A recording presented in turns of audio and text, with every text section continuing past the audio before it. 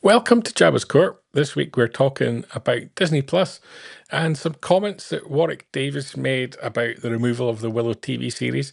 He called its removal a travesty, and that Disney Plus were putting shareholders before subscribers. Paul, let's have a look at exactly what Warwick put out in his And tweet, because something? it's only fair to show what you actually said. So in this tweet, he mentioned that the image came up in his as a photo memory. It was a behind-the-scenes shot from the Willow series. Smiley face. So he's obviously proud of the Willow series. Then he makes a comment: "It's a travesty that Disney Plus values shareholders over subscribers in their creative decision making." Hashtag just saying. Then he says, "I only ever saw each episode once." Now, the last sentence to me sums up why it's no longer on Disney Plus, because even Warwick Davis only saw each episode once. Uh, it became a difficult watch. I enjoyed it. It was my kind of cup of tea for sort of fantasy. I thought some of the acting was great from some of the young cast. Yeah. Disappointed. I didn't think Warwick's acting was great. It looked like he wasn't having the best of times on the set, which was a shame. It didn't connect with fans. It didn't find an audience. It struggled to get press coverage even, and it was up against the first season of The Rings of Power on Amazon and up against the first season of House of Dragons on HBO. So in terms of a year for releasing fantasy adventures, it was up against two huge giants with huge budgets. And so it didn't surprise me that it didn't get continued beyond our first season. Your Yeah. thoughts on this, on the series itself? Yeah. So I must confess, I only saw the first two episodes. By that time, I was sort of really, and I was going to wait until it had all aired before I went back to watch it. But I think pretty much by the time I was ready to watch it, it had been mothballed. Um, I think the onus here really is on Disney, because Warwick clearly wasn't in a good shape at the time. Yeah, His acting ability is a lot stronger than that. yeah, Um, Even the thing he did for comic relief with Terry Wogan, which I believe was Terry Wogan's last ever thing, was Oscar compared to this, Oscar nominated stuff compared to that. I think that the other problem with it was that Willow, the original Willow movie, that really Mad Mardigan was probably the big draw for that. Val Kilmer in that film was brilliant. He was Han Solo. He was the wisecracking sort of rough and ready action hero in that. And with Val Kilmer, obviously in very poor health, there was no way was that going to be an option. And it's almost a case of life imitating art as to what's happened with this, because I don't know if you watched the comedy series that Warwick Davis did, Life's Too Short, yeah. which his acting in that was brilliant, which is basically a parody of his real life. It was all centered around trying to get Willow 2 made, which eventually became Willow the TV series. But it kind of just it all turned sour.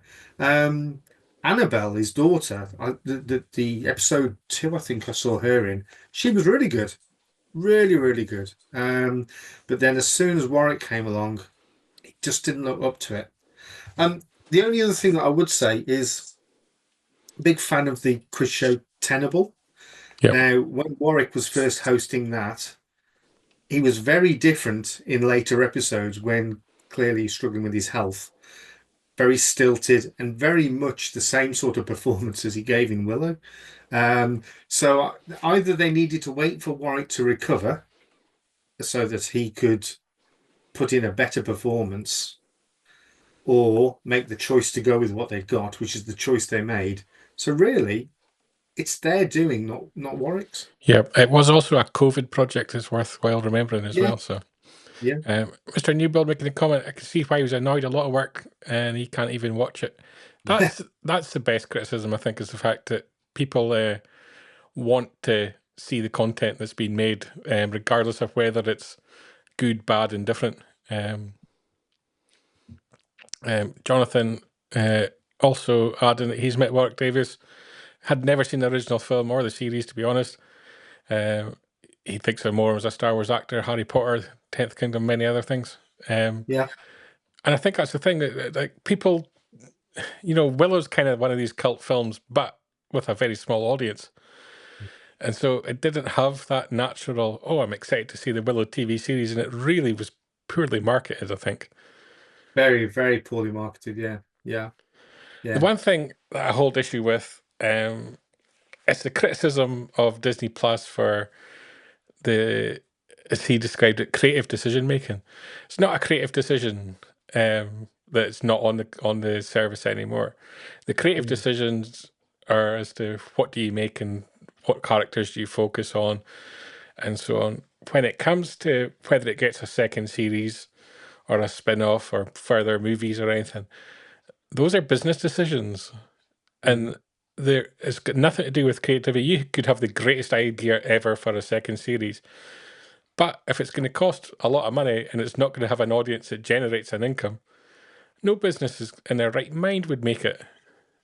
And you've got, as an accountant, I understand the reason with why it's removed off the service, and it's because you have a very short window to acknowledge that the TV series has been a failure.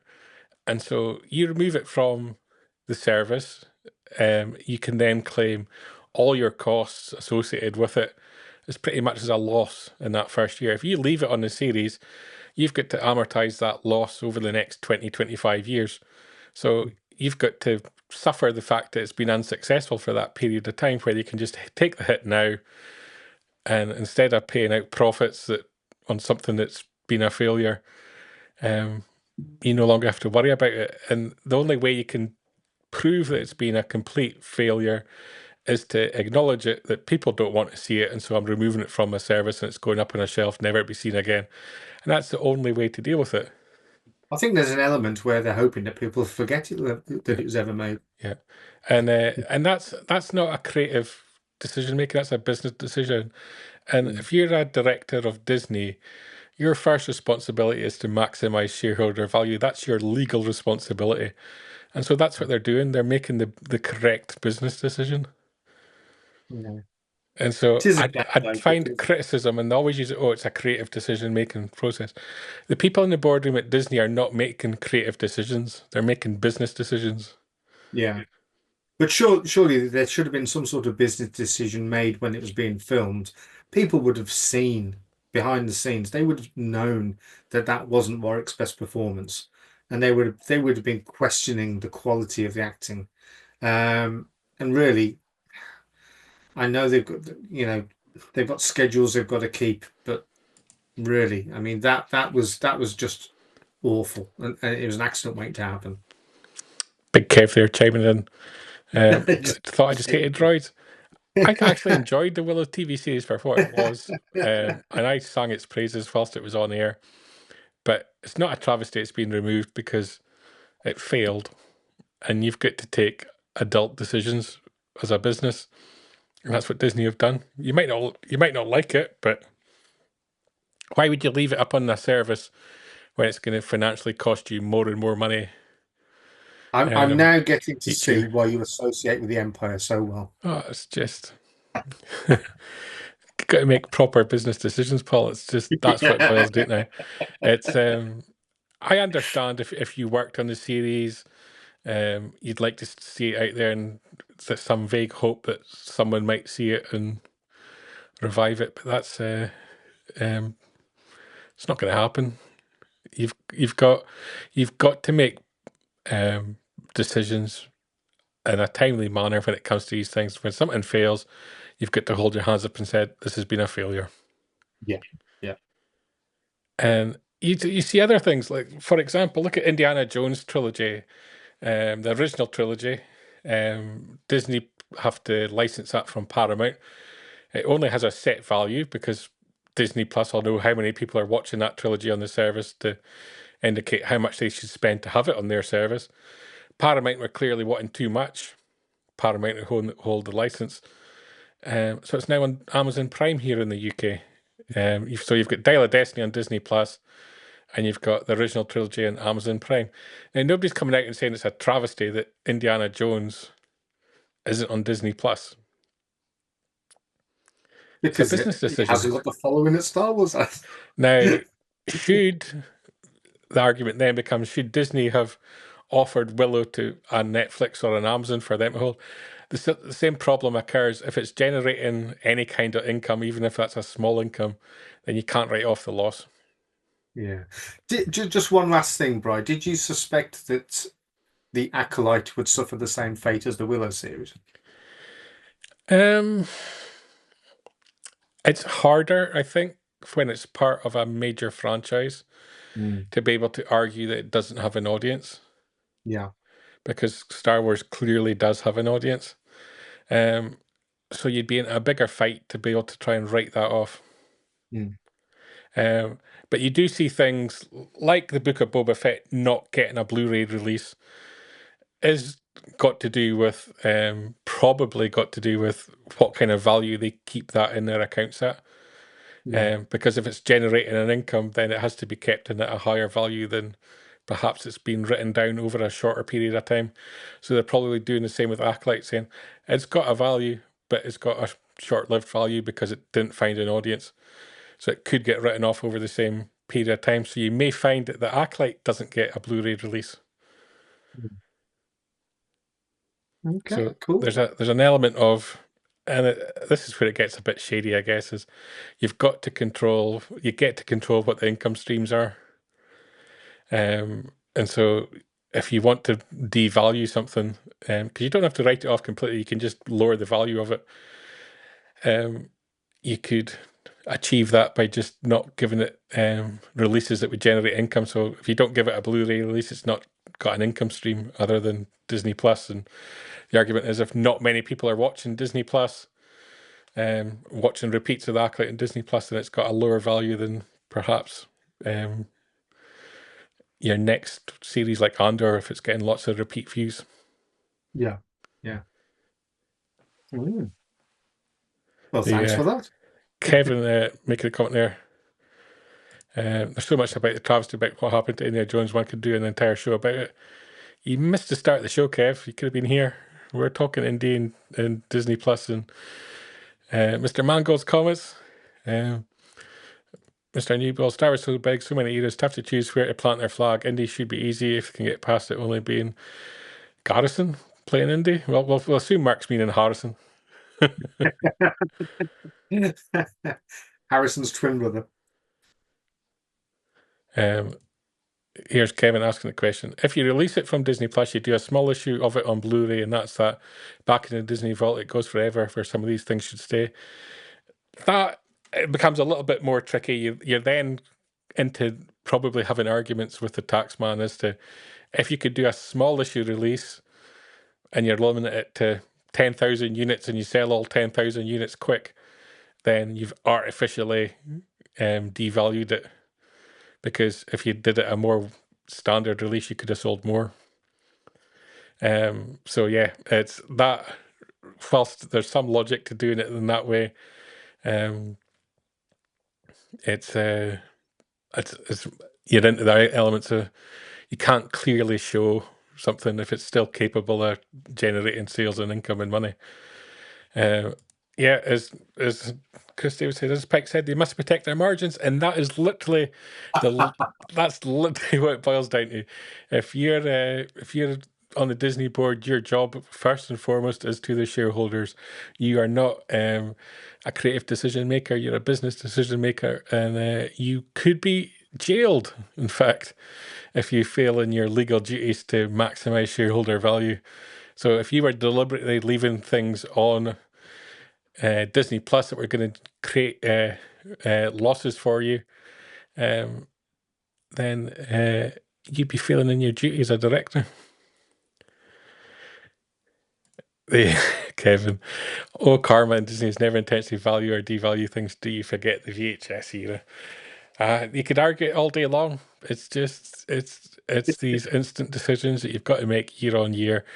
You can go back and argue the effect of previous decisions and whether we're right or wrong all you want. But in the streaming service, when Disney have all the stats as to original views, first time views, repeat views, how many people in a household are watching it.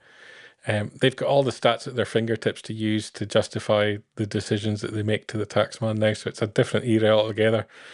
Where VHS market, it's very difficult when blockbuster rentals were a big part of it. So you could put a Disney movie out on rental.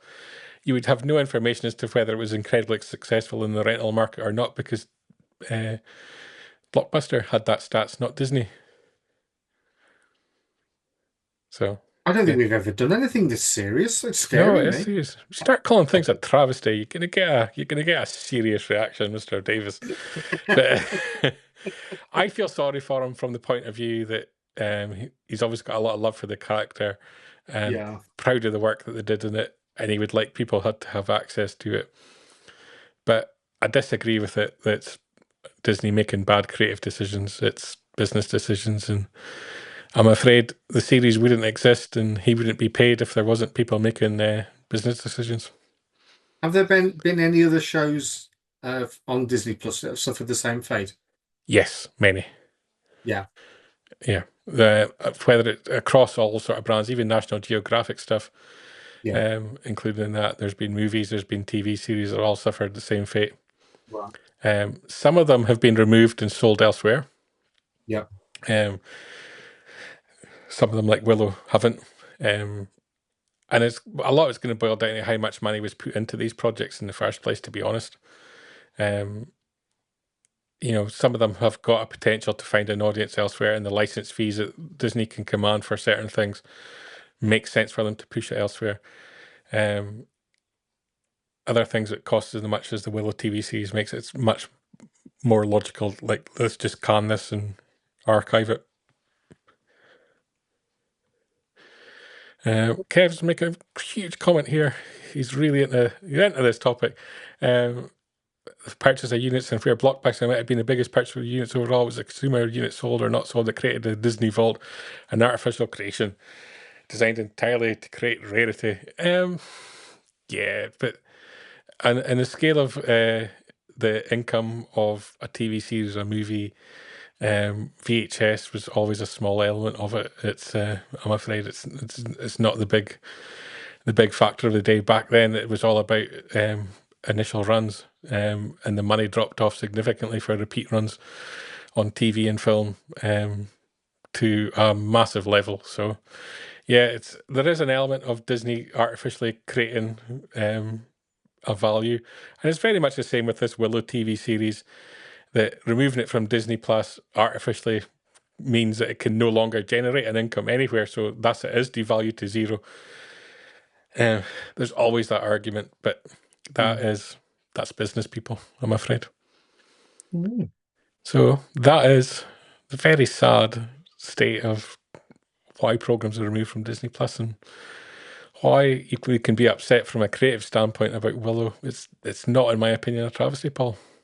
Can we have a happy Jabba's Court next time? Can we? We'll see what topic we can come up with. Yeah. Something jolly. Yeah. One last comment on this from Jonathan. He does think Amazon Prime are doing very well with their content. There's not many I've seen that have flopped with them. Yeah, I think that's probably true. Although I have real issues with the Amazon algorithm and how they present new content to us. I think sometimes they can release new content and the discoverability of it can be awful. But yeah, that's just me. And on that note, that's the end for this week's Jabba's Court.